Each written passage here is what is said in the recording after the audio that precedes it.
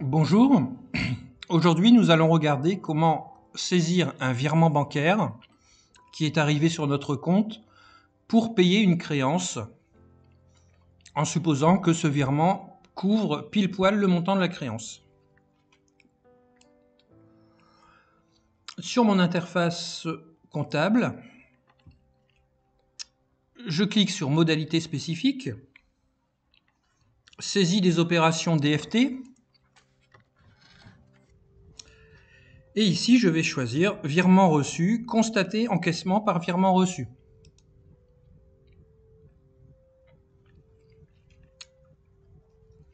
En type d'encaissement, je vais donc choisir un encaissement avec titre de recette préalable, puisque maintenant nous n'avons les créances qu'à partir du moment où nous prenons en charge les recettes. La nature de l'encaissement va être produit SRH élève forfait. Alors ici, très important, le tiers principal, ce doit être l'élève et non pas son responsable.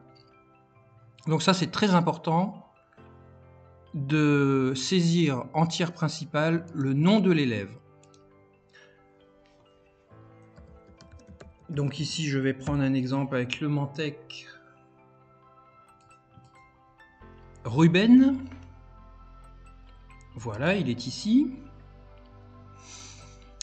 Bien sûr, je mets le montant du virement reçu. En libellé complémentaire, je peux indiquer la date du virement.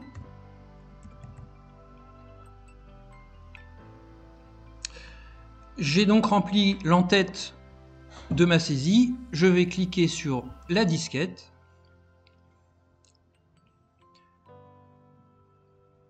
Et ensuite me rendre dans l'écran inférieur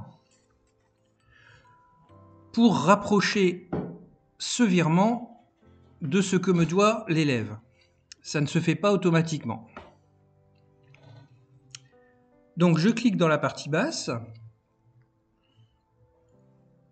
Je vais dans Affichage demander une grille. Vous voyez que la liste des élèves est apparue. Dans cette liste d'élèves, je vais rechercher à nouveau le Mentec Ruben. Pour cela, je vais utiliser le petit entonnoir ici, le filtre. Et ici, je tape le Mentec, entrée au clavier. Et il ne me l'a pas trouvé. Donc je vais devoir cliquer dans l'entonnoir et aller chercher directement dans la liste qu'il me propose le Mentec. Mais sachez que le fait de taper entrée, quelquefois ça fonctionne et ça va quand même beaucoup plus vite. Voilà, je coche dans la liste, je valide et il me le retrouve ici sans problème. Donc je clique bien sur la ligne de mon élève et ensuite il va falloir refaire apparaître des informations qu'on n'a plus à l'écran depuis qu'on est passé en mode grille.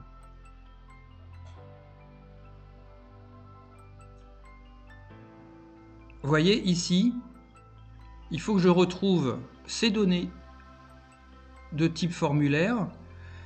Et ici, j'ai une petite case rapprochement. Et il faut que je la mette à 8. Ah oui.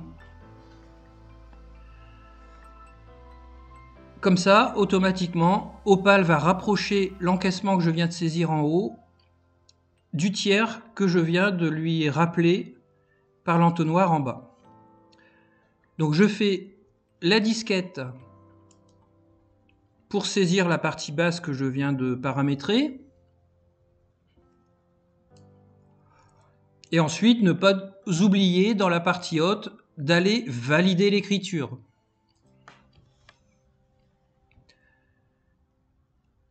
On va maintenant regarder si le rapprochement a correctement été fait. Pour cela, je reviens à mon menu principal. Je vais dans Écriture et pièces comptables. Pièces comptables. Dans ma fenêtre de recherche, je vais rechercher les pièces pour le Mentec. Ruben. Je clique sur ma petite loupe et il m'affiche effectivement les pièces uniquement pour le Mantec Ruben. Moi, ce qui m'intéresse, c'est de regarder les soldes de ces pièces.